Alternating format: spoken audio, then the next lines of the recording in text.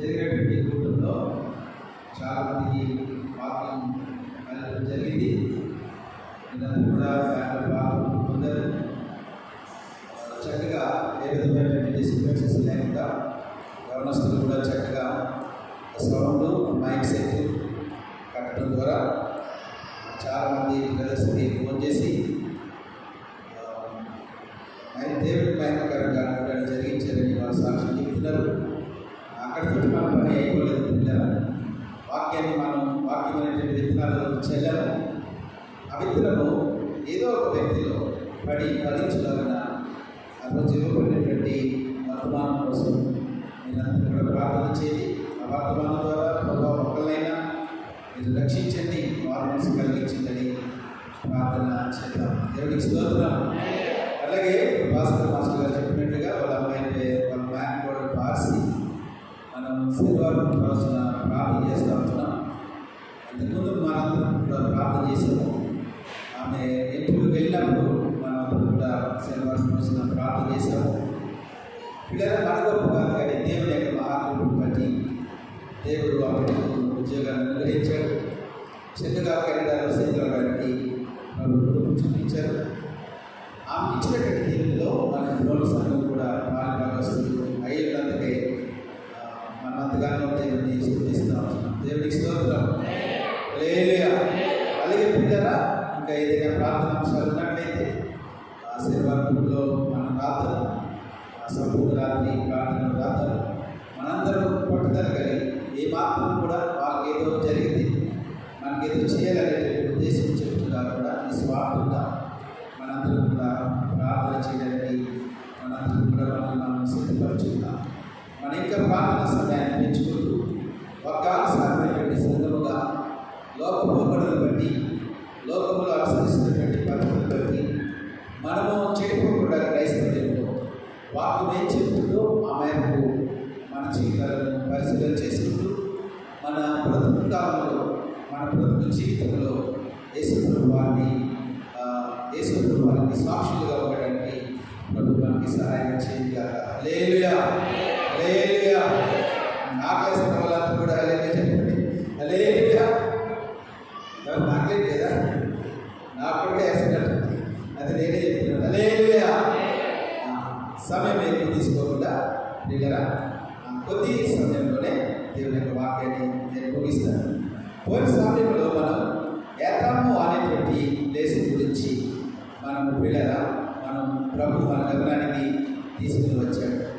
ఏతాము అనేటువంటి మాటలో హద్దుల గురించి ప్రభు మనకి చెప్తూ క్రైస్తవ జీవితం అంటే విచ్చలవిడి జీవితం కాదు ప్రియులారా. క్రైస్తవ జీవితం అంటే వాడు అట్లా తిరుగుతున్నాడు, వీడు ఎట్లా తిరుగుతున్నాడు, నేను కూడా అట్లా చేస్తాను అనడానికి లేదు పిల్లలు. క్రైస్తవ జీవితం అంటే వాళ్ళు చూడండి అక్కడెక్కడ తిరుగుతున్నారు, ఆ వీటిలో తిరుగుతున్నారు, మీరేంటి మమ్మల్ని ఎలాగా అంటారు కాదు పిల్లలు. నీ జీవితానికి ఒక హద్దు ఉంది. ఆ హద్దులోనే మనం ప్రవర్తించాలి. నీ మాటకి ఒక హద్దు ఉండాలి, నీ చూపుకు ఒక హద్దు ఉండాలి, నీ ప్రవర్తనకు ఒక హద్దు ఉండాలి, నీ పనికి ఒక హక్కు ఉండాలి. ఇదంతా కూడా వాక్యం అనేటువంటి చట్టంలో ఉండాలి. వాక్యానికి లోబడుతూ వాక్యం మనల్ని ఎంతవరకు అనుమతిస్తుందో అంతవరకు మాత్రమే మనం చేయాలి తప్ప we are not acting beyond the Bible కంటే కూడా ఇంకా మన ముందుకు వెళ్ళడానికి లేదు. దేవుడు పిల్లలు ఆ రోజు కూడా నేను డిఫరెన్స్ చూపించలేదేమో సమయాన్ని బట్టి ఎండగా ఉంది కాబట్టి. అట్లాగే పిల్లల సైన్యం అనేటువంటి మాట కూడా డెసోలేషన్ పరిస్థితి, నిస్సహాయ పరిస్థితుల్లో దేవుడు మనకి సహాయం చేసేటువంటి వాడు, మనల్ని ఆదరించేవాడు, బలపరిచేవాడని పిల్లల తర్వాత మనం చూస్తే వేటాడేటువంటి జంతువులు అనేటువంటి అర్థం కూడా పోయిన వారిలో మనం చూసాం. దాని ద్వారా ప్రభు మనకు నేర్పించినటువంటి పాఠం ఏంటంటే పట్టుదల కలిగినటువంటి సింహం వలె పరాక్రమం ఉండాలి, అట్లాగే పట్టుదల కూడా ఉండాలి, ప్రార్థనలో పట్టుదల ఉండాలి. ఒకరోజు చేసి మానేట్టు కాదు. నువ్వు ఒక అంశాన్ని ప్రారంభించి ఇంకా ఎవరి లేదా దేవుడు అని విరమించుకోవడం కాదు. కానీ పిల్లరా అది సాధించేంత వరకు పట్టుదల కలిగి పరాక్రమం కలిగి దేవుని ఎదుట పోరాడాలి. పిల్లలు యాకోబు మగశక్తి నిలబడి పోరాడాడు అన్నప్పుడు ఆ రాత్రి అంతా కూడా యాకోబు దేవుడితో పోరాడు. అలాంటి ప్రార్థన జీవితం మనం కలిగి ఉండాలి. అట్లాగే పిల్లగా బండ సందులలో నివసించేటువంటి వాడు అని కూడా ఈ నేతాము అనేటువంటి మాట కాబట్టి దేవుడు మనల్ని రక్షించుకున్నది నువ్వు నీ రక్షణ కోసం ఎవరో ఒకరు ప్రార్థన చేశారు. అట్లాగే ఇప్పుడు రక్షించబడిన తర్వాత నువ్వు ఎవరో ఒకరి గురించి ప్రార్థన చేయాలి. అట్లా నువ్వు ఎవరి గురించి ప్రార్థన చేయకుండా, ఎవరికి నీ సాక్ష్యాన్ని చెప్పకుండా నీ మానాలను వచ్చేసింది వెళ్ళిపోతా ఉంటుంది పిల్లరా. అది క్రైస్తవ జీవితం అనబడుతుంది. అది స్వార్థపరమైన జీవితం అనబడుతుంది. ఎబ్రోను సంఘంలో అన్వయించుకోవాల్సినటువంటి మాట ఏంటంటే, సువార్తను నీ సాయశక్తిగా ప్రకటించు. సమయమనగా అసమయమనగా సువార్తను ప్రకటించడానికి, నీ సాక్ష్యాన్ని చెప్పడానికి నువ్వు ప్రయత్నించేయి. నువ్వు చెప్పినటువంటి సాక్ష్యాన్ని, నువ్వు చెప్పినటువంటి సువార్తను దేవుడు దాన్ని అభివృద్ధి చేస్తాడు. బండ సందులలో నిలబడి ఈ గ్రామం కోసం మనం ప్రార్థన చేయాలి. బండ సందులలో నిలబడి ఈ రాష్ట్రం కోసం మనం ప్రార్థన చేయాలి. బండ సందులలో నిలబడి ఈ దేశం కోసం మనం ప్రార్థన చేయాల్సి మాట్లాడాలి. ఇన్ని రీతిగా నీ జీవితాన్ని సరిపెట్టుకుంటే అప్పుడు ఆయన నీకు కోటగా ఉంటాడు. కేత అనేటువంటి మాటను నీ గమనానికి ప్రభు తీసుకుని వచ్చాడు. కోటగా ఆయన ఉంటాడు. సరే, ఈరోజు ప్రభు మన గమనానికి తీసుకొస్తున్నటువంటి మాటలు ఏంటంటే 21వ వచనం నుంచి నేను చదువుతాను చూడండి. వారు పగలు రాత్రి ప్రయాణం చేయనట్లుగా యెహోవా త్రోవలో వారిని నడిపించుటకై పగటి వేళ మేఘస్తంభములోను వారిని వెలిగించుటకు, రాత్రి వేళ అగ్ని స్తంభములో నుండి వారిని ముందుగా నడుచుచూ వచ్చేది. ఆయన పగటి వేళ మేఘస్తంభమునైనను రాత్రి వేళ అగ్ని స్తంభమునైనను ప్రజల ఎదుట నుండి తొలగిపోలేదు. దేవునికి స్తోత్రం. హల్లెలూయా. పిల్లలు, మనకు తెలుసు ఇశ్రాయేలీయులు వాళ్ళ ప్రయాణం ప్రారంభించినప్పుడు వాళ్ళకి ఇప్పుడు ఐగుప్తు నుంచి బయటకు వచ్చేసారు. ఇంతవరకు గృహాలలో చక్కటి ఒక సిస్టమాటిక్ లైఫ్లో వాళ్ళు ఉన్నారు. తర్వాత కాలంలో వాళ్ళు బానిసలైనప్పటికీ కూడా పిల్లల వాళ్ళు ఒక గృహం ఉంది, భార్య ఉన్నారు, బిడ్డలు ఉన్నారు, వాళ్ళు చేయడానికి ఒక పని ఉంది, ఒక క్రమబద్ధమైనటువంటి జీవితానికి వాళ్ళు అలవాటు పడ్డారు. ఇప్పుడు ఆ ఐగుప్తు నుంచి బయటకు వచ్చిన తర్వాత ఏం జరుగుతుంది రేపు అనేటువంటిది అంతా కూడా అయోమయమైనటువంటి పరిస్థితులలో వాళ్ళు జీవించడం జరుగుతూ ఉంది. ప్రతిసారి కూడా ఇన్స్ట్రక్షన్స్ దేవుడి దగ్గర నుంచి రావాల్సి వస్తూ ఉంటుంది. కాబట్టి ఈ సమయంలో వారిని నడిపించడానికి, ఒక దిశానిర్దేశం చేయడానికి, వాళ్ళు ఎక్కడికి నడవాలి, ఎక్కడ ఆగాలి, ఏం చేయాలి అనేటువంటిది అంతా కూడా చెప్పడానికి దేవుడు వారిని దిశానిర్దేశం చేయడానికి ఇష్టపడుతూ ఉంటున్నాడు. హల్లెలూయా. హల్లెలూయా. చాలా జాగ్రత్తగా వినండి ప్రియమైనటువంటి దేవుని బిడ్డలారా. ఇందులో మనకి ఏం కనిపిస్తుందంటే, ఇశ్రాయేలీయుల ఎడల ఆయన యొక్క విశ్వాస్యత, ఇశ్రాయేలీయుల ఎడల ఆయన యొక్క నమ్మకత్వం, తన బిడ్డలను బయటికి తీసుకొచ్చి ఇక మీ చావులు జాగ్రత్త అని అనలేదు ప్రియమైనటువంటి దేవుని బిడ్డలారా. సరే, బయటికి ఏదో తీసుకొచ్చారు కదా, ఇక మీరు ఎట్లగా అట్లగా మీరు ఆ దేశానికి పోండి అని కేర్లెస్ యాటిట్యూడ్ తోటి దేవుడు ఉండలేదు ప్రియులారా. ఈ మాట ఆలోచిస్తున్నారు కదా ప్రియులారా. ప్రతి వ్యక్తి గురించి కూడా దేవుడు ఎంతో శ్రద్ధ తీసుకుంటాడు. మీరు నమ్మినట్లయితే హల్లెలూయా చెప్పండి. హల్లెలూయా. హల్లెలూయా. ప్రియులారా, మనం అనుకుంటాం మన గురించి కొన్నిసార్లు మనమే అంత జాగ్రత్త తీసుకో, మన కుటుంబాన్ని గురించి మనం అంత జాగ్రత్త తీసుకో. కానీ ప్రతి వ్యక్తి గురించి దేవుడు ఎంతో శ్రద్ధ తీసుకుని వారిని నడిపించాలని, వారిని గమ్యం చేర్చాలని దేవుడు ఎంతో ఇష్టపడుతున్నటువంటి దేవుడు. ఆ మాటలే ఇప్పుడు మనం ఈరోజు వర్తమానంలో మనం చూడబోతాం. ప్రియులారా, వారిని నడిపించడానికి పగలు మేఘస్తంభంలో ఆయన ఉన్నాడు ప్రియులారా, రాత్రి అగ్ని స్తంభంలో ఆయన ఉంటూ 40 సంవత్సరాలు వారిని నడిపించుకుంటూ వారిని ప్రియులారా అక్కడ రాబడినటువంటి మాట చివరిలో చూడండి 22వ వచనంలో ఏముందంటే, ఆయన పగటి వేళ మేఘస్తంభమునైనను రాత్రి వేళ అగ్ని స్తంభమునైనను ప్రజల ఎదుట నుండి తొలగింపలేదు. హల్లెలూయా. హల్లెలూయా.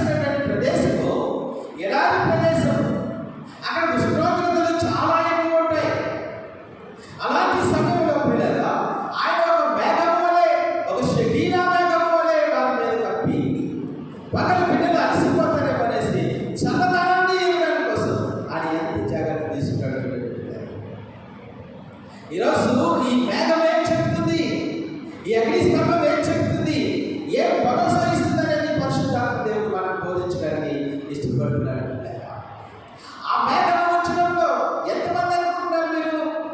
బైబిల్ గ్రంథంలో రాయబడినట్లుగా వారు 6 లక్షల మంది కాల్బలము అంటే యుద్ధం చేయడానికి సిద్ధపడినటువంటి వాళ్ళు వీళ్ళగా 6 లక్షల మంది. మిగతా వాళ్ళ గురించి రాయలేదు. 6 లక్షల మందికి ఇంకొక 6 లక్షల మంది అంటే వారి బాల్యం కలుపుకుంటే 12 లక్షల మంది అవుతారు. వీళ్ళగా ఒక్కొక్కరికి ఇద్దరేసి పిల్లలు వేసుకుంటే, వారికి తల్లిదండ్రులు వేసుకుంటే ఇంచుమించుగా 25 లక్షల మంది, అంటే మన కాకినాడ జనాభా అంత జనాభా వాళ్ళ అక్కడి నుంచి బయలుదేరారు. మీరు ఆలోచన ఏంటి పిల్లలు? ఇంతమందికి ఆహారం సమకూర్చాలి, ఇంతమందికి నీడలు సమకూర్చాలి, ఇంతమందికి దాహం తీర్చాలి, ఇంతమంది యొక్క పశువులకు గడ్డి చూడాలి. మన ఎంత కష్టమో ఆ జర్నీ. మనం చాలా సులువుగా నిర్గమాకాండంలో దేవుడు వాళ్ళ ఐగుప్తు నుంచి తీసుకొచ్చాడని చాలా సులభంగా మనం చెప్పేసుకుంటున్నాం. కానీ పిల్లరా, ఇంతమందిని నడిపించేటువంటి మోషేకి ఎన్ని తెలివితేటలు ఉండాలి, మోషేకి ఎంత సాధన ఉండాలి, మోషే ప్రతి నిత్యము దేవుడితో కలిసి ఏం చేయమంటారని అడిగి తీపిటన్నిటిని మనం పొందుకోవాలి. చాలా కష్టమైనటువంటి జర్నీ. అందుచేతనే మోషేని ప్రపంచంలో ఉన్నటువంటి నాయకులందరిలో కూడా అగ్రగణ్యుడు అంటారు మోషే. ఈరోజు మనకి సెల్ ఫోన్స్ ఉన్నాయి, టీవీస్ ఉన్నాయి, లేకపోతే ఇంకా ఇంటర్నెట్ ఉంది. వీటన్నిటి ద్వారా మనం జనాన్ని కంట్రోల్ చేయలేకపోతున్నాం. ఆ రోజులు ఏమీ లేనప్పుడు పిల్లగా దేవుడు ఎంతగా వాడు నడిపించాడో మనం ఆలోచన చేయాల్సిన పరిస్థితి. కాబట్టి ఇంతమంది ఎలా ఆయన శ్రద్ధ వహించేటువంటి దేవుడు ఇంతమందికి ఎంత తగ్గుతుందని పిల్లగా మేఘాన్ని కప్పినటువంటి దేవుడు మరి రాత్రులు ఎట్లాగా అగ్ని స్తంభాన్ని వాళ్ళ పైకి ఉంచి పిల్లగా అందరికీ వెలుగునిచ్చేటటువంటి వాడు. హల్లెలూయా. పిల్లగా అగ్ని స్తంభం ఏం చెప్తుందంటే ఇది it is interaction with God. అగ్ని మనల్ని భస్మం చేస్తున్నట్లు, అగ్ని మనకి దోహదపడుతున్నట్లు 2 గుణాలు కూడా దాంట్లో ఉంటాయి పిల్లలు. అగ్ని దేవుడికి సాదృశ్యమైతే 2 గుణాలు కూడా దాంట్లో ఉంటాయి. మొదటిది ఏంటంటే పాపాన్ని పరిహరించేటువంటి వాడు, పాపాన్ని తీసివేసేటువంటి వాడు, అదేవిధంగా నీకు సహాయం చేసేటువంటి దేవుడు కూడా ఉంటాడు. రెండవది పిల్లలు మేఘం ఏం చెప్తుందంటే కంటిన్యూస్గా నిరంతరముగా ఆయన సపోర్ట్, నిరంతరముగా ఆయన యొక్క సహాయం మనకు అందిస్తున్నాడు అని చెప్పడానికి ఈ మేఘము పిల్లల అక్కడ తెలియజేస్తాడు. ఎప్పుడైతే ఈ మేఘము ఈ భూమి నుంచి లేపబడిందో వాళ్ళందరూ కూడా సిద్ధపడాలి. ఆ జర్నీ ఎంత కష్టమంటే పిల్లల, ఎంత ఖచ్చితమైనటువంటి క్రమశిక్షణ దేవుడు వాళ్ళకు నేర్పడండి. మనం అర్థం చేసుకోవాలి పిల్లలే. మేఘము పైకి లేచిందంటే వీళ్ళందరూ తట్టబుట్ట సర్దుకుని ఇంక రెడీ అయిపోవాలి. ఉండు నేను వస్తున్నాను, నేను ఇంకా వస్తున్నాను అని చెప్పడానికి లేదు పిల్లలు. మేఘము లేచిందంటే అర్థం ఏంటంటే నువ్వు సిద్ధపడి ఉండాలి. మేఘము కొనసాగుతుందంటే పిల్లలు నువ్వు నడుస్తూ ఉన్నాడు. మేఘం ఆగిందంటే వాళ్ళు అక్కడ నీ గుడారాలు వేసుకోవాలి. మేఘం ఎన్ని రోజులు అక్కడ ఆగింది అన్ని రోజులు నువ్వు అక్కడ ఉండాలి. ఒక క్రమమైనటువంటి పద్ధతిని దేవుడు ఏర్పాటు చేస్తాను. నేను చాలా సందర్భాల్లో మీ గమనాన్ని నేను తీసుకుని వస్తాను. క్రైస్తవ జీవితం అంటే పిల్లగా ఒక క్రమానికి అర్థం పడేటువంటి జీవితంగా ఉండాలి. క్రమశిక్షణకు మార్పైనటువంటి జీవితంగా ఉండాలి. పిల్లగా నువ్వు బైబిల్ చదివేటప్పుడు క్రమశిక్షణ కలిగి చదవాలి. నువ్వు ప్రార్థన చేసేటప్పుడు క్రమశిక్షణ కలిగి ప్రార్థన చేయాలి. నువ్వు ఆలయానికి వచ్చేటప్పుడు క్రమశిక్షణ కలిగి రావాలి. నువ్వు ఎప్పుడో వస్తావు అనుకుంటే, నా ఇష్టం వచ్చినప్పుడు వస్తాను అనుకుంటే ఈ మాట నువ్వు అందరికీ రుచించు. ప్రియమైనటువంటి దేవుని బిడ్డ, ఏది చేతనే క్రమశిక్షణ కోరుకునేటువంటి వాళ్ళు దేవుని మీద తిరుగుబాటు చేస్తుంటారు. నో ప్రియరా, దేవుడు ఎప్పుడు కూడా క్రమాన్ని ఇష్టపడేటువంటి దేవుడు. కాబట్టి మన ప్రతి దాంట్లో కూడా క్రమశిక్షణ కలిగి ఉండాలి. సరే, ఈ అగ్ని స్తంభము మేఘ స్తంభము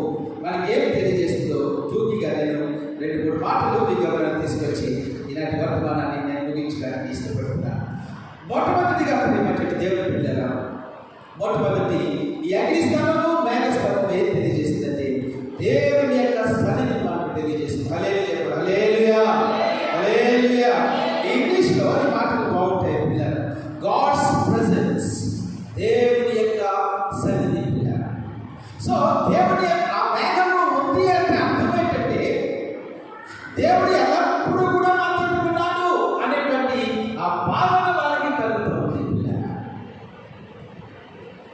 ఒక తండ్రి ఒక పిల్లని, చిన్న పిల్లని ఇలా ఎత్తుకుని ఇలా ఎత్తుకుంటాడంట. ఆ ఎత్తుకున్నప్పుడు ఆ చిన్న పిల్ల యొక్క ముఖంలో భయం ఏమైనా కనిపిస్తుందో మీకు? భయం కనిపించింది, సంతోషం కనిపిస్తుంది, కేరింతలు వేస్తుంటారు. ఎందుకని చెప్పండి మీరు? ఎందుకని చెప్పండి? ఎందుకు భయం వేయట్లేదు ఆ పిల్లకి? ఎందుకు భయం వేయట్లేదు అంటే పిల్లగా నా తండ్రి నన్ను పట్టుకుంటాడు, హల్లెలూయా, కింద పడకుండా నా తండ్రి చూసుకుంటాడు. పిల్లగా ఈ మేఘము వారి మీద ఉన్నప్పుడు ఆ ఇశ్రాయేలుకు కలిగినటువంటి భావన ఏంటంటే దేవుని యొక్క సన్నిధి మాతోనే ఉంది, హల్లెలూయా. దేవుడు మాతోనే ఉన్నాడు. దేవుడు తన మేఘం ద్వారా ఆ మధ్యలో ఉండడానికి ఆయన ఇష్టపడుతున్నాడు పిల్లగా. కాబట్టి దేవుని సన్నిధిని ఎప్పుడు కూడా మనం పోగొట్టుకోకూడదు పిల్లగా. చాలా మంది చేస్తున్నట్లుగా ఆదివారాన్ని మీ చేతిలోకి తీసుకోవద్దు దయచేసి. ఆదివారాన్ని నువ్వు చేతిలోకి తీసుకుని అక్కడ అక్కడ గడిపావంటే నష్టాన్ని కొని తెచ్చుకుంటావు తప్ప దానివల్ల లాభం లేదు. నేను నిలిచేటువంటి సదాలను ఆశపడి పర్లేదు తమ్ముడు, నువ్వు ఎక్కడికైనా వెళ్ళినా పర్లేదు, ఏం పర్లేదు, ఒక రోజు మానేస్తే ఏం కాదు అని నేను చెప్పచ్చు. కానీ అది వాక్యానుసారం కాదు. ఏ రోజైనా సరే ఆదివారం నాడు ఒకవేళ నువ్వు ఎప్పుడైనా ఎక్కడికైనా బంధువుల ఇంటికి వెళ్తే అక్కడ ఎక్కడైనా చర్చిందమ్మా చూసుకుని అక్కడికి వెళ్ళిపోవాలి. అంతే తప్ప ఆదివారం దేవుడి సన్నిధిని అనుభవించేటువంటి రోజు, దేవుని సమృద్ధిని అనుభవించేటువంటి రోజు, ఆదివారం రోజున పరిశుద్ధాత్మ దేవుడు మనతో మాట్లాడేటువంటి రోజు, మనల్ని సరి చేసేటువంటి రోజు, మనతో సహవాసం చేసేటువంటి రోజు, మనతో కలిసి జీవించేటువంటి రోజు. ఇంత మూలమైనటువంటి ఈ ప్రభు దినాన్ని, ఆయన సన్నిధిని వచ్చేటువంటి రోజుని వీళ్ళగా ఆయన సన్నిధిని మనం ఎక్కడూ కూడా కోల్పోతుంది. దేవుడు భక్తులు మాట్లాడు, దేవుడు మనకు ఎల్లప్పుడూ తోడుగా ఉన్నాడు. ఆయన సన్నిధి నిత్యము మనతో వస్తూ ఉంటుంది. వ్యక్తిగతంగా నువ్వు ఆయన సన్నిధిని అనుభవించాలి. గట్టి చెప్పండి హల్లెలూయా. వ్యక్తిగతంగా నువ్వు దేవుని సన్నిధిని అనుభవించాలి. అంటే నీ ప్రార్థనా జీవితం ద్వారా ఇప్పుడు మనకు ఆ మేఘం లేదు, ఇప్పుడు మనకు అగ్నిస్తంభం లేదు, మరి ఎలాగ దేవుని సన్నిధిని అనుభవిస్తాం? దేవుని యొక్క వాక్యం ద్వారా పిల్లగా మనం దేవుని సన్నిధిని అనుభవిస్తాం. దేవుని వాక్యాన్ని మనం ఎంతైతే చదువుతామో, ప్రార్థనా జీవితాన్ని ఎంతైతే కలిగి ఉంటామో, దేవుని సన్నిధిని పరిశుద్ధ గ్రంథం ద్వారా దేవుడు తన సన్నిధిని నీకు చూపిస్తాడు, తన సన్నిధిని నీకు ఇవ్వడానికి ఇష్టపడతాడు, నీతో సహవాసం చేయడానికి ఇష్టపడతాడు. వ్యక్తిగతంగా దేవుని సన్నిధిని అనుభవించడం అంటే పిల్లగా నీవు ఎప్పుడూ కూడా వాక్యాన్ని చదవడం నిర్లక్ష్యం చేయొద్దు. సరే, మీ డ్యూటీస్ని బట్టి, ఒక షిఫ్ట్ సిస్టమ్ బట్టి మార్నింగ్ షిఫ్ట్లు లేకపోతే రాత్రి షిఫ్ట్లు ఏదో షిఫ్ట్లు ఉంటాయి. ఒకవేళ మీకు అనుకూలతను బట్టి ఆ మార్నింగ్ సమయంలో మీరు చదువుకోలేకపోతే మధ్యాహ్నమైనా లేకపోతే సాయంకాలమైనా దేవుడి యొక్క వాక్యాన్ని ధ్యానం చేయాలి.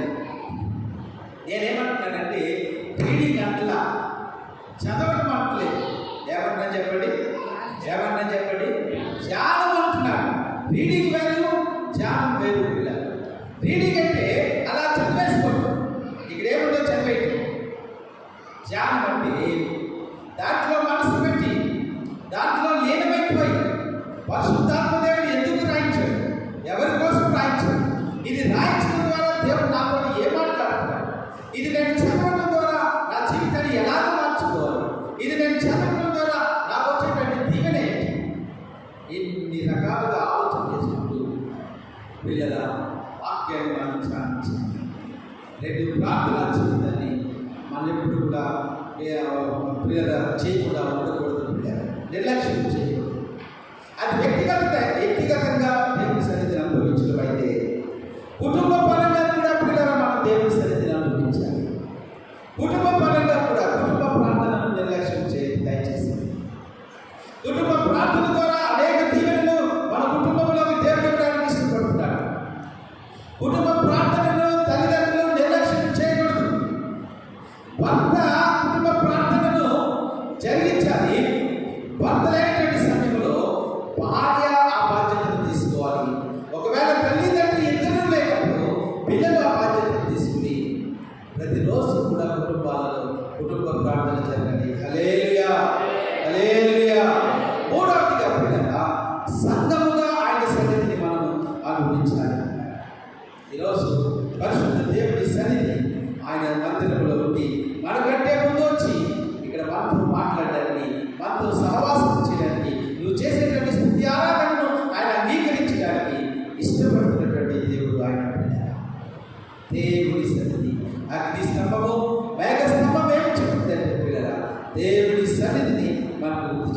దేవుని యొక్క సన్నిధి నాతోనే ఉన్నది, నాతోనే ఉన్నది, నాతోనే ఉన్నది అని. దేవుని సన్నిధి పిల్లరా, నువ్వెక్కడికి వెళితే అక్కడికి వస్తుంది. హల్లెలూయా, హల్లెలూయా. ఏదో చెప్పండి పిల్లరా, వాచ్మెన్ని అనేటువంటి భక్తుడు, వాచ్మెన్ని అనేటువంటి భక్తుడు పిల్లరా, యేసుప్రభువును అంగీకరించినటువంటి కారణంగా ఇంచుమించుగా తన యవ్వన కాల జీవితమంతా ఇంచుమించు 30 సంవత్సరాల పైబడి ఆయన జీవితం అంతా కూడా జైలులో గడిపాడు. ఈ ఎండ తగినటువంటి కారణంగా ఆయనకి అనేకమైన రోగాలు వచ్చేసింది. కానీ ప్రతి దినము కూడా ఆయన దేవుని సన్నిధిని అనుభవించాడు. హల్లెలూయా.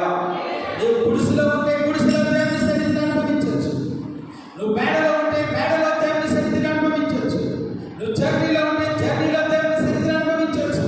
నువ్వు విదేశంలో ఉంటే విదేశంలో దేవుని సన్నిధిని అనుభవించవచ్చు. నువ్వు ఉద్యోగంలో ఉంటే ఉద్యోగంలో, నువ్వు వ్యాపారంలో ఉంటే నువ్వు వ్యాపారంలో, నువ్వు ఒంటరితనంలో ఉంటే నీ ఒంటరితనంలో దేవుని సన్నిధిని అనుభవించవచ్చు. ప్రతిసారి కూడా దేవుని సన్నిధిని అనుభవించవచ్చు. దేవుని సన్నిధి మనతో ఉండడానికి గుర్తుగా ఈ అగ్నిస్తంభము మేఘస్తంభము మనకు తెలియజేస్తుంది. రెండవ మాట పిల్లగా గాడ్స్ ప్రొవిజన్ అన్నారు. దాన్ని తెలుగులో మనం ఏమనొచ్చంటే దేవుని యొక్క సమృద్ధి, దేవుని యొక్క సమృద్ధి.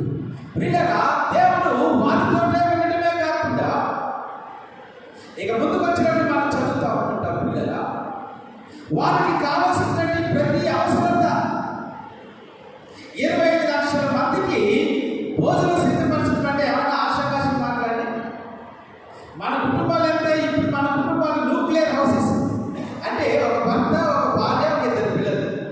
ఇప్పుడు 2 పిల్లల కాన్సెప్ట్ కూడా పోతుంది. ఇక ఒకే ఒక పిల్లవాడు, ఆడమైనా మగవాడైనా ఒకటి. చిన్న కుటుంబం, చిన్నప్పుడు ఇంతకుముందు మనకు పెద్ద కుటుంబాలు ఉండేవి, 10 మంది 8 మంది పిల్లలు ఉండేవారు. ఇప్పుడు అలాంటివి లేదు. ఈ చిన్న కుటుంబాన్ని పోషించడానికి ఎంత హైరాణ పడిపోతామో. ఇంకా బియ్యం ఉండగానే భారీ సరుకులు పడబడుతుంది. కాబట్టి బియ్యం అయిపోతాయి, రేపు కల్లా అయిపోతాయి, రేపు కల్లా అయిపోతాయి. ఎంత హైరాణ చేస్తామో పిల్లలు. మరి దేవుడు ఎంతమందికి సమకూర్చాలి?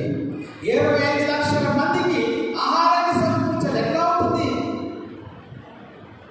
ఆయన సమృద్ధి పిల్లరా, ఆయన సమృద్ధి. ఆయన కుడి చేతిలో సర్వ సంపదలు ఉన్నాయి. ఆయన కుడి చెయ్యి దీవించగలిగినటువంటి చెయ్యి. ఆయన ఒకసారి నీ మీదకు తన చెయ్యిని కనుక ఎత్తగలిగినట్లయితే ఎవరు కూడా ఆ చెయ్యి తిప్పివేయలేడు పిల్లలు. హల్లెలూయా. అది సమృద్ధి కలిగినటువంటి చెయ్యి, అది ఇచ్చేటువంటి చెయ్యి, అది ఆశీర్వదించేటువంటి చెయ్యి. దేవుడు పిల్లలు ఆకాశం నుంచి మన్నాను వాళ్ళ కోసం చూపించాడు. నేను వాటిని వచ్చే కాలంలో మీ గమనానికి చాలా వివరంగా మీ గమనానికి తీసుకుని. ఇక వీళ్ళ కష్టమేం లేదు, మంచులాగా కురుస్తుంది. వీళ్ళ దగ్గర ఉన్నప్పుడే కురుస్తుంది, ఆ పాలెంలో కురుస్తుంది. వీళ్ళు పొద్దునే లేచి ఆ తప్పెలా పట్టుకుని వెళ్ళిపోయి అక్కడ ఏర్పడి వాళ్ళు కూర్చుకోవడమే. ధనియా గింజలాగా వాళ్ళ ధనియాలాగా ఉంటుంది తెల్లగా. అది వీళ్ళకి ఎంత కావాలో తెచ్చుకుని అట్లే చేసుకుంటావో, రుట్లే చేసుకుంటావో, నువ్వేం చేసుకుంటావో చేసుకోవచ్చు. దేవదూతలు తినేటువంటి ఆహారము దేవుడు వారికి ఇచ్చేసాడు పిల్లలు. హల్లెలూయా. దేవుడి సమృద్ధిని కురిపించినట్లయితే ఆ రకంగానే ఉంటుంది పిల్లలు. దేవుడు సమృద్ధి ఇక దాంట్లో అరకలే ఉండవు. ఇది సరిపోతుందనే ఉండదు. యేసు ప్రభువారు కానా వివాహానికి వచ్చారు కాబట్టి పిల్లల సమృద్ధి లోపల సమృద్ధిగా చేస్తాడు. దాన్ని మనం అంటారు ఇట్స్ గాడ్స్ ప్రొవిజన్. అది దేవుని యొక్క సమృద్ధి పిల్లల. ఆ ప్రయాణంలో మేఘం ఏం తెలియజేస్తుందంటే దేవుని యొక్క సమృద్ధిని వాళ్ళకి తెలియజేస్తుంది. అగ్ని స్తంభం తెలియజేస్తుంది, దేవుని సమృద్ధిని తెలియజేస్తుంది పిల్లల. కొంత దూరం వెళ్ళాక వీళ్ళందరూ అన్నారు, మాకు మాంసం కావాలండి, మాంసం కావాలి అంటే దేవుని శోధిస్తున్నాడు. ఈ ఎంతమంది 25 లక్షల మందికి మాంసం ఎలా సిద్ధపరుస్తారు దేవుడు? ఊరుకో అన్నట్లుగా వీళ్ళు మాట్లాడుతున్నారు. దేవుడి యొక్క హస్తము కూర్చకాలేదు పిల్లలు. దేవుని వాక్యం చేసి మిమ్మల్ని ఆశీర్వదించడం కోసం యెహోవా హస్తము కూర్చకాలేదు, మిమ్మల్ని అభివృద్ధి చేయడం కోసం పిల్లలు. నమ్మండి, నేను ఏదో మ్యాజిక్ చేయట్లేదు. తన నమ్ముకున్నటువంటి బిడ్డలను ఉన్నతమైన స్థితిలో దేవుడు ఉంచడం కోసం ఆయన హస్తము కూర్చకాలేదు. ఈరోజు కూడా వాటి పద్ధతి వారు మనసు పొంది నీ జీవితాన్ని ప్రభువుకి ఇచ్చినట్లయితే పిల్లరా నిన్ను ఆశీర్వదించిన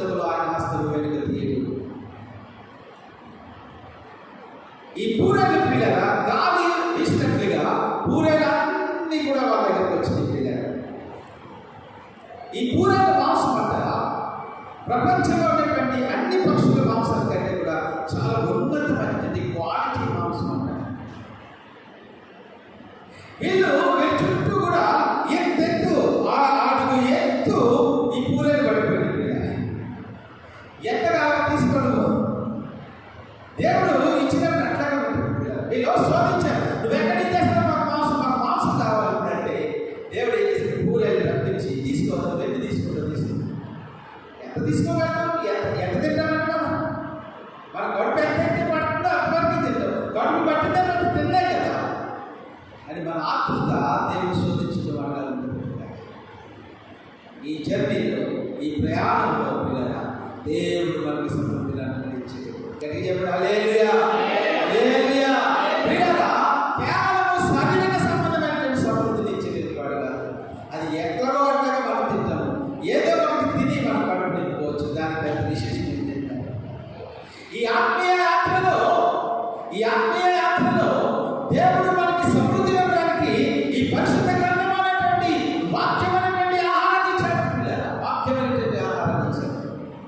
ఈ వాక్యమైనటువంటి ఆహారాన్ని మనకి ముందు పెట్టినప్పుడు నువ్వు ఎంత తినగలుగుతావు అనేటువంటిది నీ అపటైట్ మీద, నీ కడుపు, నీ జీర్ణ వ్యవస్థ మీద ఆధారపడి ఉంటుంది. పిల్లల పరమగీతాలు చెప్పాడు పిల్లల, ఆ భక్తుడు సంఘం యొక్క దేవుడు సంఘం యొక్క పంటి స్థితిని వర్ణిస్తూ అక్కడ రాస్తున్నటువంటి మాటలేంటి, నీ పలువరుస కత్తెరవేయబడినవై. పిల్లలు చాలా ఆరోగ్యంగా ఉన్నాయి. నీ పలువరుసని, నీ పలువరుస ఖచ్చితంగా మంచిగా ఉన్నట్లయితే ఎక్కువ ఆహారాన్ని నమిలి తీసుకుంటాం. ఎక్కువ ఆహారాన్ని నమిలి. నేను మాసాల గురించి, చికెన్ గురించి, మటల గురించి చెప్పట్లేదు.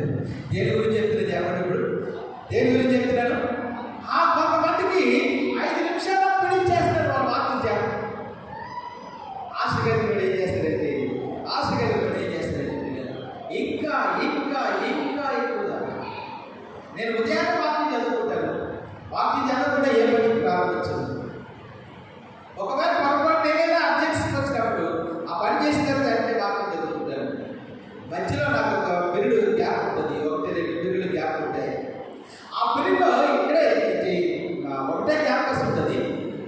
పాత చర్చ్ దగ్గర లాగా మా ఇల్లు ఉంటే ఇక్కడ స్కూల్ ఉంటుంది.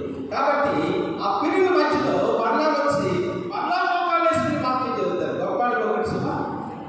అంతకుముందు ఏ మాట చెప్పినా విమర్శించేటువంటి వాళ్ళు ఉండేవారు వెనకాల కూర్చొని. నేను ఇలా వాక్యం చేస్తే నిన్ను ఎవరు చదవమన్నాడు, నేను విశాఖపట్నం చదివితే నిన్ను ఎవరు రమ్మన్నాడు, నేను ఇంత కష్టపడి వస్తాను నిన్ను ఎవరు రమ్మన్నాడు, నేను మాటలు విడబడతా ఉండేవాడు. మీరు అలా కాదు, నేను ఎందుకు ఈ మాటలు చెప్తున్నానండి. పిల్లల మీరు కూడా మీ సమయాన్ని అట్లాగా ఉపయోగించుకోండి. ఆ పీరియడ్ మధ్యలో పిల్లల వచ్చి మళ్ళా మోకాలు వేసుకుని మళ్ళా చదువుతారు వాక్యం, మళ్ళా స్కూల్కి వెళ్తారు. మళ్ళా వచ్చినప్పుడు పిల్లల ఎప్పుడు సమయం ఉంటారు. కారణం ఏంటంటే ఇది మనకి సంతృప్తి లేదు. ఎంత చదివినా చదవాలి. అది నీ జీర్ణ వ్యవస్థ మీద ఆధారపడి ఉంటుంది.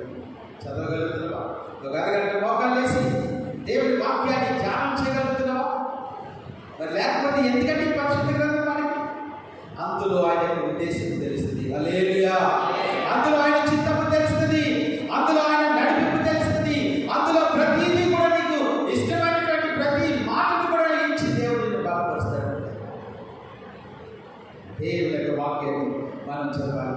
దేవుని యొక్క సమృద్ధి ఈరోజు నా పరిశుద్ధ గ్రంథం మన చేతికి రావడానికి దీనికి వలన దీని గురించి ఎంతో మంది ప్రాణాలు త్యాగం చేశారు. విలియం కేరీ అనేటువంటి భక్తుడు మన దేశానికి రాకపోతే వచ్చిన తర్వాత కూడా ఆయన పిల్లలు ఎన్ని కష్టాలు పడ్డాడో తెలుసా మీకు? భారతదేశం వస్తానంటే అక్కడ ఇంగ్లాండ్లో వాళ్ళందరూ ఎగతాళి చేశాడు. ఎందుకంటే ఆయన చెప్పులు కుట్టుకునేటువంటి వాడు. భారతదేశానికి మిషనరీగా ఎవరు వెళ్తారంటే ఎవరు నిలబడకపోతే వెళ్ళేవాళ్ళు ఎవరైనా కూడా చందాలు ఇవ్వండి అని ఒక పెద్ద ప్లేట్ అక్కడ పెడితే పిల్లలు ఈ విలియం కేరీ గారిని ఆ ప్లేట్లో నిలబడ్డాడంట. మీరు డబ్బులు అడిగితే నేను వచ్చి నిలబడ్డారంటే ఇక్కడ అనేసరికి నేనే వెళ్తాను. నువ్వా? అక్కడ పాస్టర్ గారు ఆయన చూసి ఎగతాళి చేస్తూ, ఎందుకంటే మరి ఆయన డ్రెస్ మంచిదిగా పెద్దగా చదువుకోలేదు కాబట్టి ఆయన దేవుడు కనుక భారతదేశానికి ఎవరినైనా పంపించాలనుకుంటే నీ అంత పనికి మనం తప్ప వేరే వాళ్ళకి తీసుకెళ్తాడు దేవుడు అన్నాడు. ఆ మాటలు విలియం పేరుకి ఇంకా కష్టం కసి రేపు రేపిన తర్వాత సరే మొత్తం మీద ఎలాగైతే పంపించారు. వాడిలో ఉండగానే బెంగాలీ భాష అంతా నేర్చేస్తున్నాడు. వాడు దిగంగానే బెంగాలీ భాషలో మాట్లాడడం ప్రారంభించాడు. 18 భాషలకి ఈ బైబిల్ తర్జుమా చేశాడు. హల్లెలూయా, హల్లెలూయా.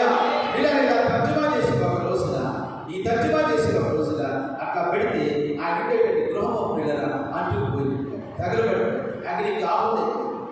ఈయనంత కష్టపడి రాసినటువంటి ఈ పుస్తకాలన్నీ కూడా తగలబడిపోయి దాన్ని చూసి ఈ బిడ్డలు పట్టించుకోకపోవడం చూసి బిడ్డలు చనిపోతుంటే ఈయనేమి ఈ పనిలో ఉండడం చూసి వారి పిచ్చిపోయింది.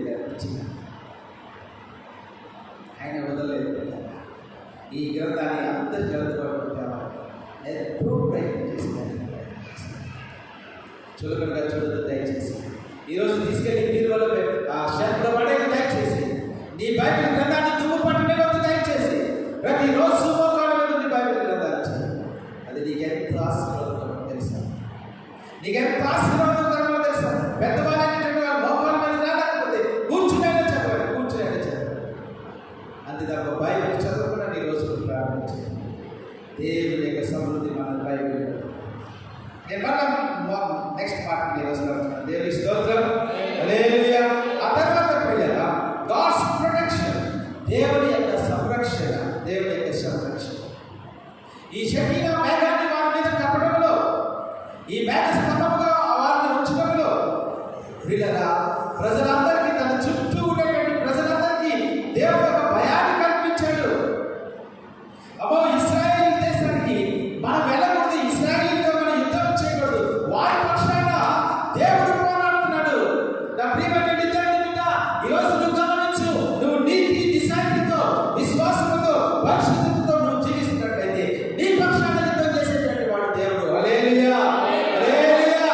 నువ్వు ఎవరి మనసులో సహాయం అక్కర్లేదు, ఎవరి దగ్గరికి నువ్వు వెళ్ళాల్సిన పరిస్థితి లేదు, ఎవరి సహాయం నువ్వు కోరుకోవాల్సిన అవసరం లేదు. దేవుడే నీ పక్షాన నుండి యుద్ధం చేస్తాడు. దేవుడి సంరక్షణలో వాళ్ళని తీసుకున్నాడు. అప్పుడే కాదు పిల్లరా, ఇప్పుడు ఈ రోజు కూడా ఇశ్రాయేల్ దేశంలో జరిగేటటువంటి అదే మీకు తెలుసా? ఇశ్రాయేల్ దేశంలో యుద్ధం జరుగుతూ ఉంది. ఆ చుట్టూ ఉన్నటువంటి దేశాలు ఇశ్రాయేల్ దేశానికి యుద్ధం చేస్తున్నట్టు. ఇరాక్ అనేటువంటి దేశం రీసెంట్గా మనకు 10 రోజుల క్రితం ఆ దేశం మీదకి మిసైల్స్ పడుతుంది పిల్లలు. మిసైల్స్ పడుతుంది, చాలా మిసైల్స్ పడుతుంది ఏకకాలం. ఇజ్రాయెల్ ఏం చేశారో తెలుసు పిల్లలు? ఐరన్ డోమ్ అనేటువంటి ఒక పొంది వచ్చినట్టుగానే గాల్లో పెంచేస్తారు, వచ్చినట్టుగానే గాల్లో పెంచేస్తారు. దేవుడు వారి పక్షాన్ని యుద్ధం చేస్తారు. హల్లెలూయా. నీ పక్షాన్ని యుద్ధం చేయదా దేవుడు? దేవుడి పక్షాన్ని యుద్ధం చేయదా? దేవుడికి అవకాశం ఇవ్వండి.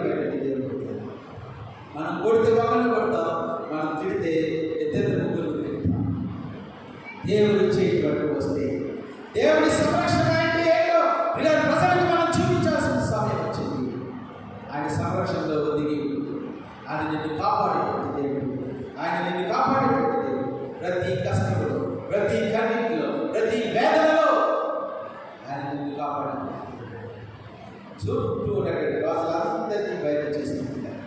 ఆ రోజు ఎరుకో పట్టణము చాలా పెద్ద పట్టణం. ఎరుకో ప్రజలు వీళ్ళు చేస్తున్నటువంటి తాను విని భయకంపితులై ఎవరు కూడా లోపల నుంచి బయట రాకుండా ప్రహరీ కూడా తాళాలు వేసుకుని లోపల కూర్చున్నారు. నామండి ప్రతి రాజ్యాన్ని జయించడానికి వాళ్ళకి శక్తి ఇస్తారు. ఈరోజు సైతాన్ని మీదకి తీసుకొస్తున్నటువంటి ప్రతి దాడిని కూడా ఆయన తిప్పి కొట్టగలిగినటువంటి సమర్థులు ఆయన సంరక్షణలో మనం రావాలని ప్రభు బయట నిర్మాణం చేసుకోవచ్చు. తర్వాత మాట్లాడుతుండగా గాడ్స్ పైలటింగ్ అంటే దేవుని సరైన మార్గనిర్దేశం, సరైనటువంటి మార్గనిర్దేశం. అక్కడే మనం చూస్తూ ఉంటున్నాం. ఇశ్రాయేలీయులు ఆ కానాను దేశం వెళ్ళడానికి ఫిలిస్తీన్ మార్గంగా వెళ్తే 40 రోజుల్లో వెళ్ళిపోవచ్చు. కానీ వీళ్ళు యుద్ధం చూసి భయపడతారనేసి దేవుడు వారిని ఏం చేశారు పిల్లల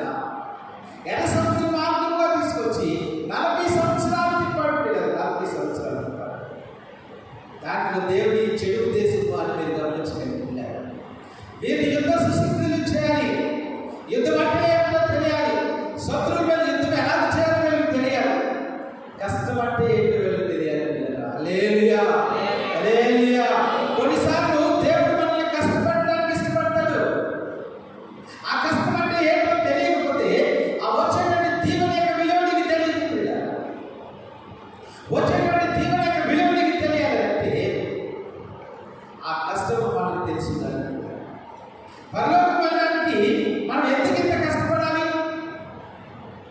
ఉపవాసంతోనూ సత్యాగ్రహంతోనూ ఇలాంటి వాటి అన్నిటితో కూడా మన పరలోక రాజ్యాన్ని పొందాలని పౌలు భక్తుడు చెప్తా ఉన్నాడు. క్రీస్తు చేసినందు బ్రతకను ఉద్దేశించి వాళ్ళందరూ కూడా హింస పొందుతారని దేవుని యొక్క వాక్యం చెప్తుంది. ఎందుకు ఇంత కష్టం అంటే పిల్లరా, మనం అనుభవించబోయేటువంటి పరలోకము ఎంతో ఉన్నతమైనటువంటిది. ఆ పరలోకంకి వెళ్ళిన తర్వాత నువ్వు అంటావు, నన్ను ఇంకా అక్కడ ఉంచితే ప్రభా, నేను ఇంకా కష్టపడతాను నీకోసం, నేను ఇంకా శ్రమ పడతాను నీకోసం, నేను ఇంకా నీకోసం మాట్లాడతాను, నేను ఇంకా నీకోసం పరిచయం చేస్తానని అంటారు. పరలోక రాజ్యం ఉన్నతమైనటువంటి ఆ పరలోక రాజ్యాన్ని మనం వెళ్ళాలనుకుంటున్నా దేవుడి యొక్క మార్గనిర్దేశం. దేవుడు కొన్నిసార్లు మనల్ని విశాలతలో నడిపిస్తాడు. జాగ్రత్తగా గమనించి విశాలతలో నడిపిస్తాడు. నువ్వు ఇట్లా ప్రార్థన చేస్తే నీకు రేపు ఒత్తిడికి వచ్చేస్తుంది, నీకు ఆరోగ్యం బాగుంటుంది, లేకపోతే అన్ని ఉంటాయి, నీ బిడ్డలు బాగుంటారు, నీ సంసారం బాగుంటుంది, అంత బాగుంటుంది. పిల్లల కొన్నిసార్లు దేవుడు ఏం చేస్తాడంటే విశాలతలో నడిపించినటువంటి దేవుడే మన ఇరుకు మార్గంలో నడిపిస్తాడు. రెండు ఆయన చేసేది ఆయన మార్గనిర్దేశకత్వాన్ని నువ్వు నమ్ముతుంది. ఈరోజు GPS అని ప్రతి సెల్ ఫోన్ కూడా వస్తుంది. ఇంతకుముందు అయితే మనం ఎక్కడికైనా వెళ్ళి అది ఎక్కడ ప్లేస్ మనం అడిగి తెలుసుకునేటట్టు వాళ్ళం. ఇప్పుడు అట్లా కాదు, నీ సెల్ ఫోన్లో ఆ ప్లేస్ పేరు రాసిస్తే ఇది నిన్ను ఎక్కడికి వెళ్ళాలో కూడా అదే చెప్పేస్తుంది. అక్కడికి వెళ్ళిన తర్వాత ఎడం ప్రక్కన తిరుగు, ఇంకా ముందుకు వెళ్ళిన తర్వాత బాగా కుడి ప్రక్కన తిరుగు, బాగా స్ట్రైట్గా వెళ్ళు అని ఆ మిషన్ ఆ సెల్ ఫోనే మనకి చెప్పేస్తాం. ఈ సెల్ ఫోన్కే అంత జ్ఞానం ఉన్నప్పుడు మరి నిన్ను నడిపించడంలో, నిన్ను గమ్యానికి చేర్చడంలో దేవుడికి ఒక ఉద్దేశం ఉందనే విషయాన్ని నువ్వు నమ్మాలి. ఇదంతా ఎందుకోనంటే వీటన్నిటి పరిస్థితుల ద్వారా గమ్యానికి చేర్చడం. హల్లెలూయా చెప్పండి కనుక, హల్లెలూయా హల్లెలూయా. ఇలాంటి ఇవన్నీ కూడా నీకు సంరక్షణ ఇచ్చి, నీకు సన్నిధినిచ్చి, నిన్ను పోషించి, ఇవన్నీ చేయడంలో దేవుని యొక్క ఉద్దేశం నిన్ను గమ్యానికి చేర్చడం ఆయన యొక్క ప్రధాన ఉద్దేశం. బాధ కలిగించే మాట చెప్పేసి నేను ముగిస్తాను. 25 లక్షల మంది వాళ్ళు ప్రయాణం ప్రారంభిస్తే పిల్లరా అందరూ కూడా మధ్యలో వెళ్ళిపోయారు. ఎవరు కూడా గమ్యానికి ఇచ్చారు. ఒక ఇద్దరు మాత్రమే గమ్యానికి ఇచ్చారు. ఎందుకంటారు చెప్పండి? ఎందుకంటారు? నీళ్ళు లేవని సరిగా ఇవ్వడం, మాంసం లేదని సరిగా ఇవ్వడం, ఆహారం లేదని సరిగా ఇవ్వడం, ఉల్లిపాయలు లేవని ఒకడు, ఎల్లుల్లిపాయలు లేవని ఒకడు ఆ కొండ దగ్గర కూర్చొని ఉడికి తింటున్నప్పుడు మాకు ఎంత హాయిగా ఉందని అనేవాడు ఒకడు. ఇలాగ పిల్లల దేవుడి మీద ఆయాసపడ్డారు, దేవుడి మీద సరిగా పిల్లల అందరూ కూడా ఆరోగ్యంలో రాకపోయారు. ఈరోజు ప్రభు మనల్ని తీసుకొస్తున్నారు. ఆయన నమ్మకమైనటువంటి దేవుడు. నేను ఏ పరిస్థితుల్లో నడిపించినప్పటికీ కూడా ఆయన నాయకత్వాన్ని శిరసావహించి, ఆయన నాయకత్వానికి ఒప్పుకో, ఆయన దైవత్వానికి నువ్వు సమర్పించుకో. ఆయన నిన్ను మోసం చేసేటువంటి వాడు కాదు. ఈరోజు నీకు కష్టం ఉంది నాకు తెలుసు, ఈరోజు నీకు ఇబ్బంది ఉంది నాకు తెలుసు, ఈరోజు నీ వేదన ఉంది నాకు తెలుసు, ఈరోజు అప్పులు కూడా నీకు ఉన్నాయి నాకు తెలుసు. కానీ వీటన్నిటిని తొలగించి దేవుడు నిన్ను గమ్యాన్ని చేస్తాడు. ఎందుకు ఇప్పుడే నాకు కావాలి అని దేవుడి మీద మాత్రం సమయం దయచేస్తాడు. ఆయన నడిపించేటువంటి దారిని ఆయన దాన్ని నేను చెప్పినట్లుగా ఆ చిన్న బిడ్డ ఆ పైకి ఎగరేసినప్పుడు ఎంత సంతోషంగా ఉందో. నా ప్రభువు ఈ కష్టంగా ఈ కష్ట మార్గము కూడా నడిపించినట్లుగా నన్ను గమ్యానికి చేస్తాడు అనేటువంటి నిరీక్షణ కలిగి ఆయన మనకి మేఘ స్తంభంలాగా, ఆయన మనకి అగ్ని స్తంభంలాగా ఉంటూ మన జీవిత కాలం అంతా కూడా ఆయన మనల్ని ఆదరించి నడిపించి ఆ గమ్యమైనటువంటి మనలో భాగ్యాన్ని దేవుడు మనకందరికీ అనుగ్రహించుకున్నాడు. దయచేసి మోకరించండి, ప్రార్థన చేసుకుంటాను.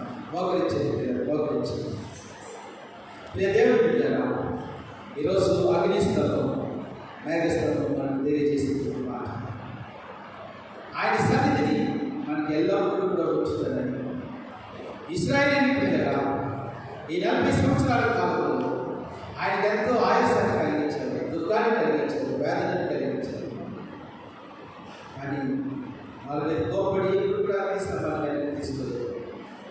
వారి మీద కోపడి ఎప్పుడు కూడా మేఘస్తంభాన్ని వ్యక్తి రావడం లేదు. ఈరోజు పరిస్థితి నీకు తెలియక దేవుడికి ఆయాసపడుతున్నావా?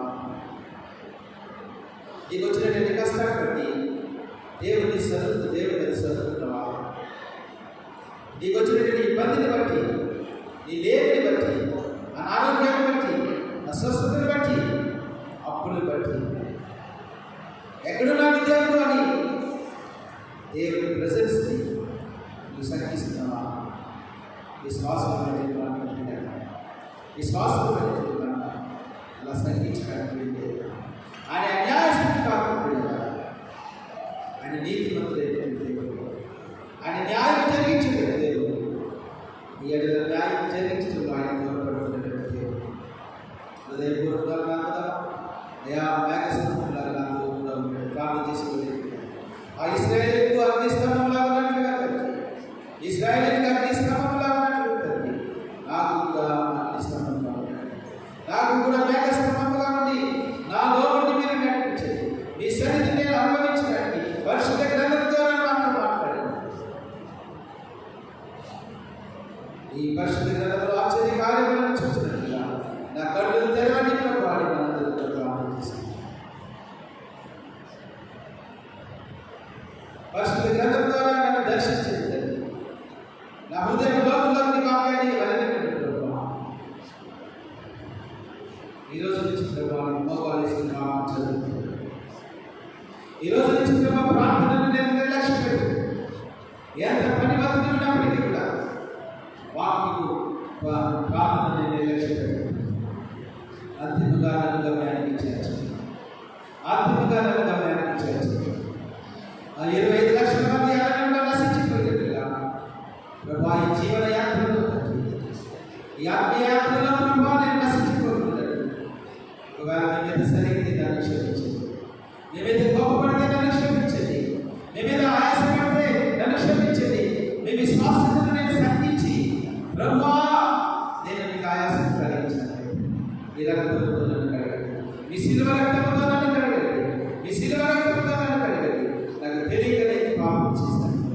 నన్ను మరణించదు. నోరు తెచ్చాడు కదా, నోరు తెచ్చాడు కదా.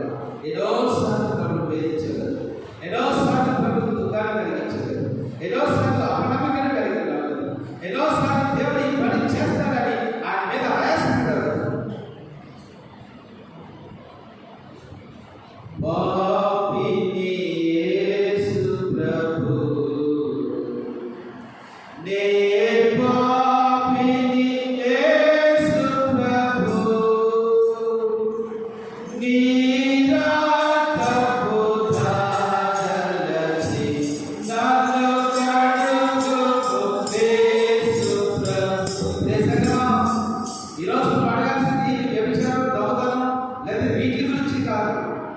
ఒక విశ్వాసంగా ఆయన మీద ఆయాసపడటం పాపమే. ఒక విశ్వాసంగా దేవుని కార్యాలయంలో అవిశ్వాసం కలిగి ఉండటం పాపమే. దేవుని సమృద్ధిని, దేవుని యొక్క కుడిహస్తాన్ని, ఆయన శక్తిని మనం ఎరిగి కూడా ఆ శక్తిని పొందుకోలేకపోవడం, దానిని పొందుకోవడం కోసం విశ్వాసంతో ప్రార్థన చేయకపోవడం పాపమే. దానికోసం మీరు ప్రార్థన చేయాలి. నువ్వు ఇప్పుడు వ్యభిచారం చేయట్లేదు, దొంగతనం చేయట్లేదు, అది మానేసుకుంటున్నారు. అయితే ఈ పాపాలు దేవుడు మనకు తెలియజేస్తుందండి. ఆయనను నమ్మటం అది మన కర్తవ్యం ఉంటున్నారు. ఆయన శక్తిని మనం ఆ విశ్వాసం చెప్పబడు పాపం అవుతుంది. విశ్వాసం ప్రభు రక్త దాచి అవిశ్వాసం కలుగుతుంది. ప్రభు రక్త దాచి అసహనాన్ని కలుగుతుందా? ప్రభు రక్త దాచి ఈ సరుకులు అనేటువంటి పాపాన్ని కలుగుతుందా?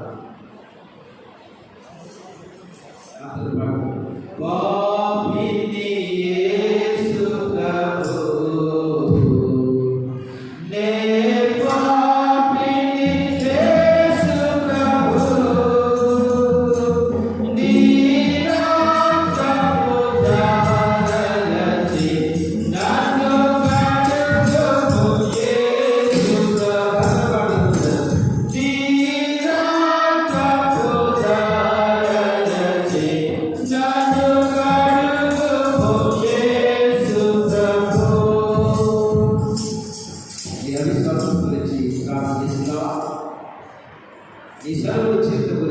ప్రార్థన చేసుకున్నాం. ప్రభా ఈ సమస్యను తీసిపెట్టినట్టు ప్రభా నా విశ్వాసాన్ని తీసిపెట్టి ప్రభా విశ్వాసాన్ని నాకు దయచేయలేదు. నేను ఆచరణకి నన్ను చేర్చుకుంటున్నా. ప్రార్థన చేసుకున్నాను పరిశుద్ధులు ఈ పరిశుద్ధాన్ని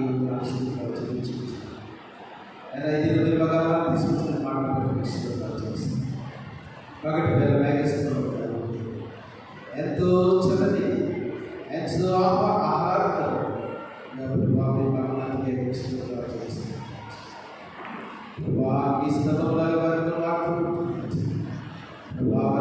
విధానం యేసు ప్రభువా ఈరోజు మాకు వర్ణిస్తున్నారు. మేఘస్తంభంగా ఉంది మా లోపుని మమ్మల్ని నడిపించి ఈ జీవితకాలంలో ప్రభా కొన్నిసార్లు నైనా మేము ఫెయిల్ అయిపోతున్నాం తండ్రి, కొన్నిసార్లు ఇబ్బంది పడిపోతున్నాం తండ్రి, కొన్నిసార్లు కష్టపడిపోతున్నాం తండ్రి, కొన్నిసార్లు విశ్వాసాన్ని పోగొట్టుకునే తండ్రి మీ మీద ఆయాసపడుతున్నాం. ఈరోజు మీ బలవరం తీసుకొచ్చి మాట్లాడుతున్నాం. మరి ఎన్నడూ కూడా మీ శక్తిని సంకరించుకుంటారు. మా విశ్వాసంలో మీ సన్నిధి వచ్చి ఈ సమృద్ధిని మాకు అనుగ్రహించి ప్రభా నాయన ఈ పైలో ప్రతి మీ దిశానిర్దేశంలో మమ్మల్ని నేను కలిపించి యేసు క్రీస్తు నామములో స్తుతించి వేడుకొనుచున్నాము. దయచేసి కూర్చొని